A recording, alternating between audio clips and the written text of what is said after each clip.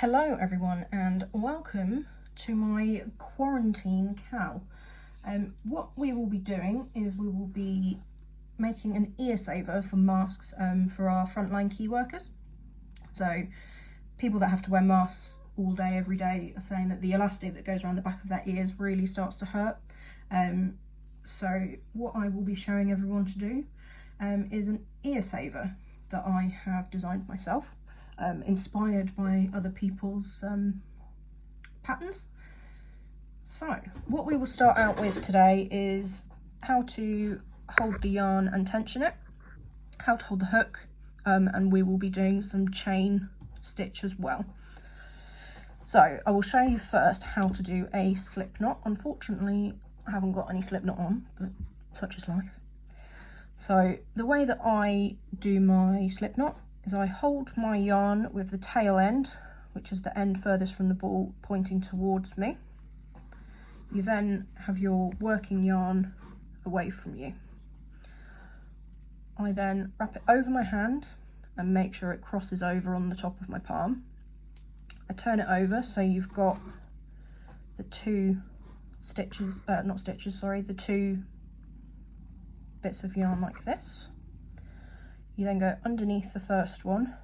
I then pick up the second one, flip my hand back over and pull it out, hold both ends and then pull it in.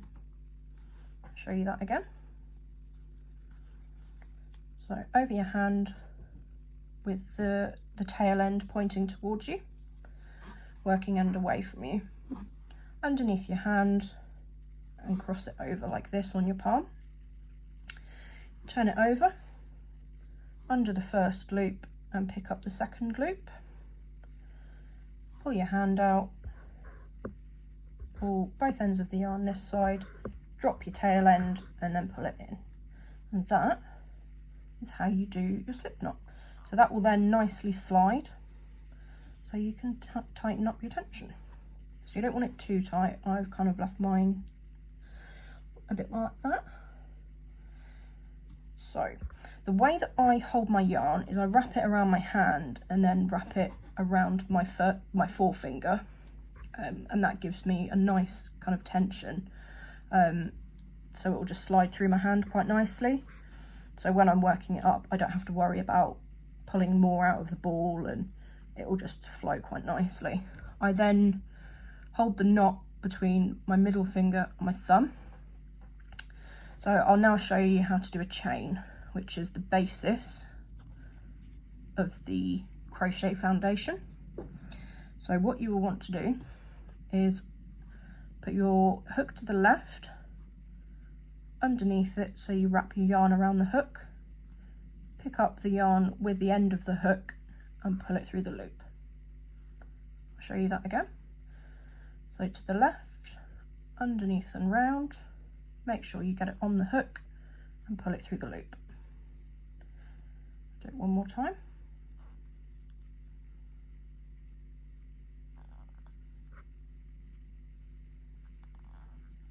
So then you will end up with your chain.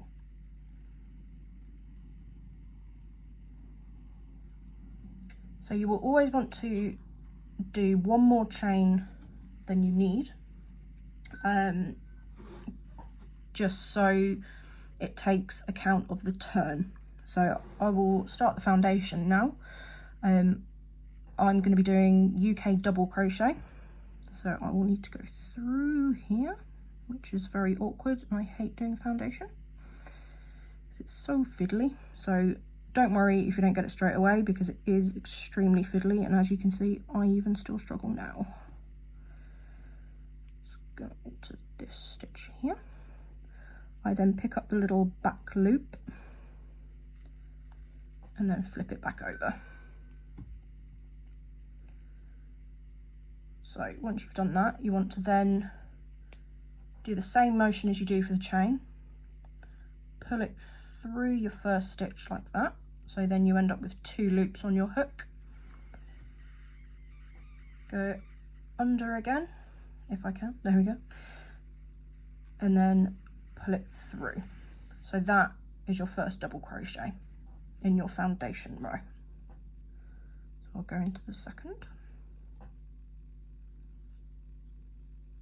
So then you will yarn over, pull through, yarn over and pull through again.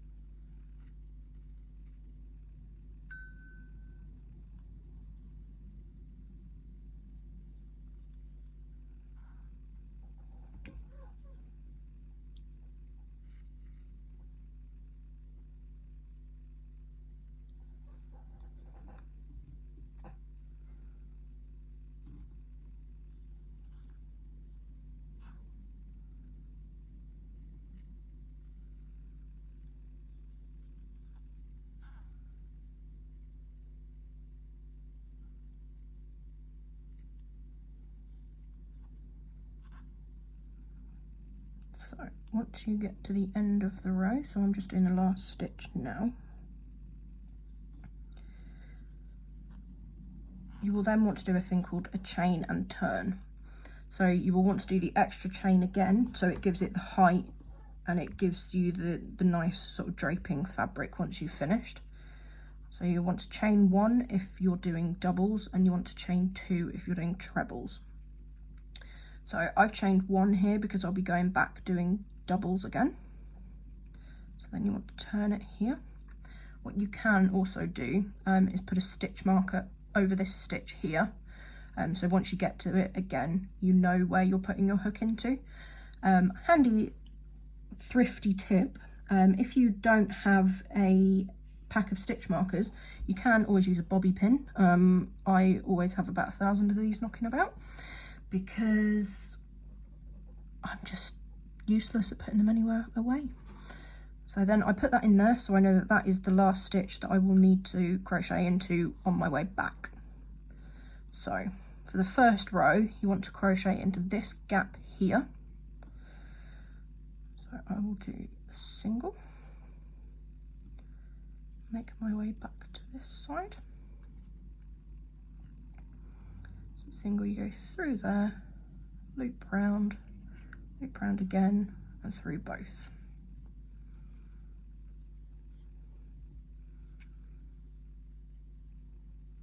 So you want to make sure, you can kind of see on this side it looks a little bit like knitting. Sorry, I'll just try and get that, there we go. So it looks like knitting stitches here. What you want to make sure is that your hook goes underneath both of these sides of the stitch. So make sure it goes through here, pick up both of the loops here, like so.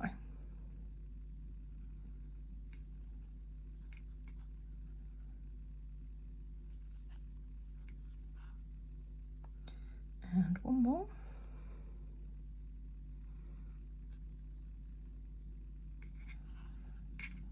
So I will now double crochet to the end so I can show you how the bobby pin stitch marker helps me.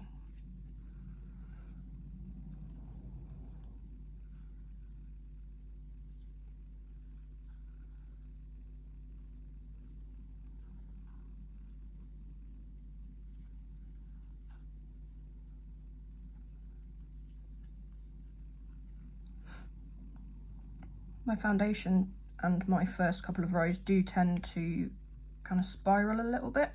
It's just because of the tension. As soon as you've built up more rows, it will flatten out. If not, it might be worth maybe going up a hook size. It just means that your tension might be a little bit tight. So now that I've got to the end here, I can see that my bobby pin is in this last stitch here. So I will need to go through this one to make sure that my work is nice and square. So if you weren't to go through that one, you would inadvertently be decreasing your stitches and you'd end up with a nice triangle rather than a square. So that's all for this week. Next week we will be going through treble crochets, and the pattern for you to refer back to is on my blog, so I will link to that. But next week, as I say, we will be going through treble crochet. And if you have any questions in the meantime, please don't hesitate to message me. I've put a little link to a support group that I've made on Facebook, so just drop a message in there. We're all very friendly and don't bite, so get involved. Thank you.